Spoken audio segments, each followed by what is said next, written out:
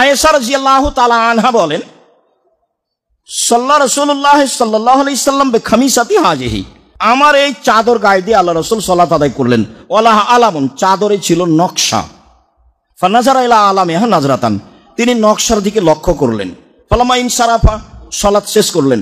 সালাত শেষ করে বললেন, দেখো ইযহাবু বিখামিসাতি হাজিহি ইলা আবি জাহাম ওয়া আতুনি বিহি আমবেজানিয়া, এই চাদর আবু জাহাম আমাকে উপঢকন দিয়েছে, তোমরা এটা তার কাছে নিয়ে যাও।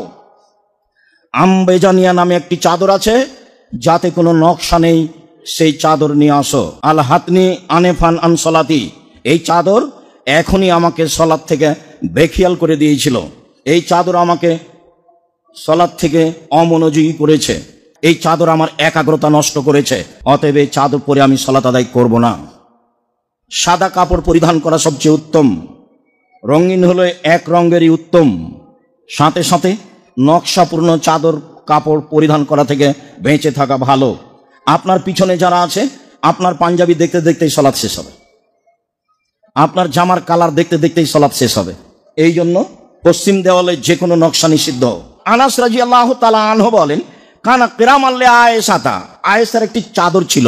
ফাসাতারাত বিহি জানেবা বাইতিহা, এই চাদরটা দিয়ে তিনি বাড়ির এক পার্শ্ব ঢেকেছিলেন ভালো লাগবে মনে করে। রাসূল সাল্লাল্লাহু আলাইহি ওয়াসাল্লাম, আয়েশা আমিতি কেরামাকে, আমিতি আন্না কেরামাকে, আয়েশা তোমার এই চাদরটা এখান থেকে সরাও। ফিহা তাসাবির লা তাজালু তাসাবিরু তারিজু লি ফি সালাতি, এই চাদরে ছবি আছে, এই ছবি সর্বদা আমার সলাতের মধ্যে সামনের দিকে এসে পড়ছে, এতে আমার সলাতের একাগ্রতা নষ্ট হচ্ছে। আয়েশা তুমি এই চাদরটি আমার সামনে থেকে সরাও। বুঝা গেল, নকশাপূর্ণ জায়নামাজ চলবে না। যে জায়নামাজ আপনি বাড়িতে ব্যবহার করেন, সৌদি আরব থেকে নিয়ে আসা বা ঢাকা থেকে কিনা, মসজিদে নবাবী আছে, কাবা ঘর আছে, এই জন্য সলাৎ চলবে না এই কথা নয়। আপনার জায়নামাজ হবে এক কালার, এটা হলো কথা। মসজিদের কার্পেট হবে এক কালার, এটাই ঠিক।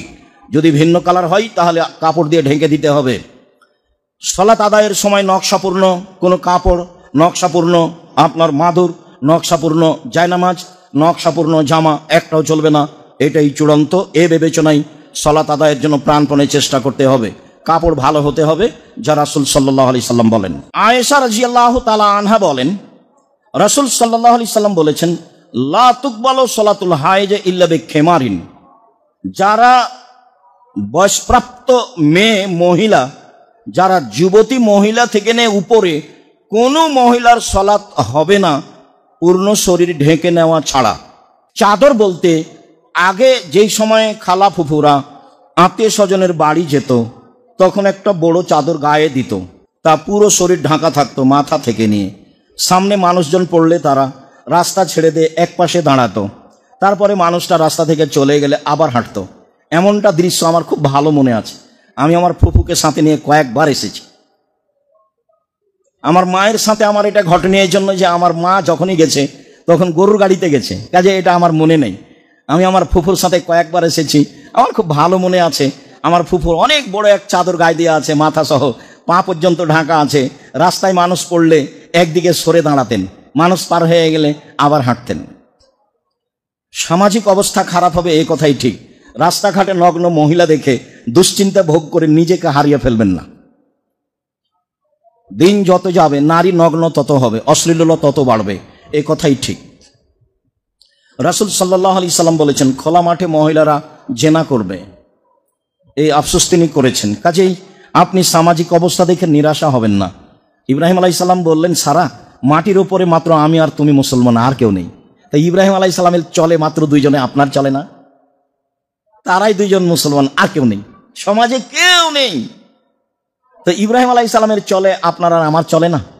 পরিস্থিতি দেখে হতাশা হওয়ার কিছু নেই। পরিস্থিতি যদি আপনাকে কাবু করতে পারে তাহলে বুঝতে হবে আমি ঈমানে দুর্বল রয়েছি।